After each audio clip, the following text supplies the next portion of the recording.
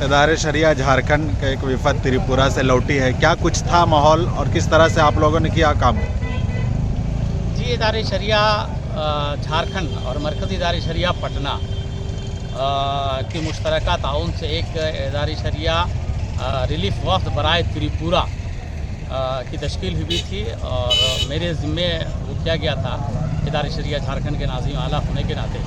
और जिस तरह से सितंबर और अक्टूबर में वहाँ दंगे हुए, टोटल 26 मस्जिदें मुकम्मल तौर पे जलाई गईं और लगभग 235 से ज़्यादा दुकानों को और मकानों को नजर आतिश कर दिया गया। लगभग 400-450 लोग लापता हैं। अब तक किसी का कोई मुकदमा FIR नहीं हुआ है। इदारे शरिया का वफ़द पूरा एक हफ्ता रहा। पिछले 10 तारीख से लेकर 16 और 17 तारीख तक, आज 17 दिसंबर 2021 है। आज मैं लौटा हूँ त्रिपुरा से। वहाँ हमारे लिए भी बड़ी चुनौती थी कि वहाँ के गरीब मुसलमानों के लिए, वहाँ की जली हुई मस्जिदों के लिए और वहाँ के जो जले हुए मकानात हैं उन लोगों के लिए कैसे मदद की जाए।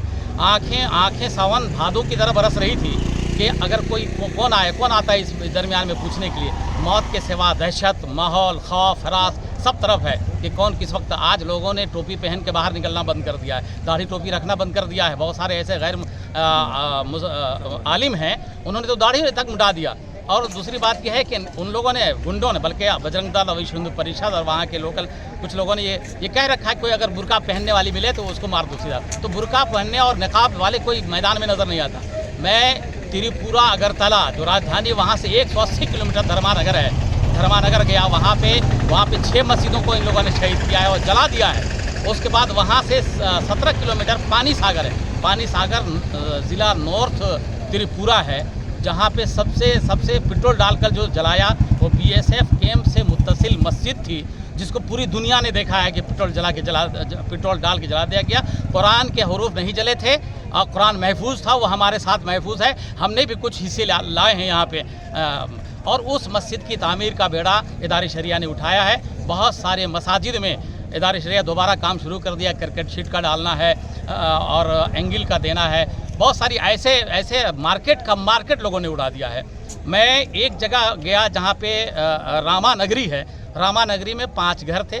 पुलिस ने जाने नहीं दिया हमें, लेकिन मैंने कहा कि दूर से दिखा दीजिए, तो दूर से दिखाया, पूरा घर जला हुआ था। 3 घर ऐसी जगह पर है जहाँ पे केला बगान में है। केला बगान में 3 घर में गया। वहाँ पे अब फूस और राख के अलावा कुछ नहीं। मैंने मालूम किया कि लोग कहाँ गए हैं, तो कुछ भी पता नहीं चल रहा है कि लोग कहाँ हैं। और कोई आदमी FIR तक नहीं कर सका, चूँकि अगर FIR करेगा तो उसको तकलीफ़ होगी और उसको मुल्क का गद्दार कहा। अब तक हर बात यह है कि त्रिपुरा में जो कुछ भी हुआ मरकज़ के होम मंत्रालय के इशारे पर सारा कुछ हुआ और वहाँ के बजरंग दल, विश्व हिंदू परिषद आज के पुलिस जिम्मेदार हो गए हैं और वही लोग पुलिस वाले हो गए हैं, वही सारा कुछ कर रहे हैं। वहाँ के मुसलमान अब भी खौफ और दहशत के माहौल में जी रहे हैं। उनके जीने खाने का और कोई रास्ता नहीं था। जो रास्ता था वो जलकर राख और खाक हो गया। मुसलमानों के ताउन की ज़रूरत है वहाँ पे। इदारे शरिया झारखंड और बिहार ने कंबल तकसीम किए हैं और चटाई है, तिरपाल है, खेमा डालने के लिए है, उनके खाने पीने का, बच्चों के लिए दवा तक पैसे नहीं है उनके पास में। बहुत सारे ऐसे लोग हैं जो मुंह नहीं खोल पाते हैं, जिनके बड़ी दुकानें थी वो जला दी गई हैं।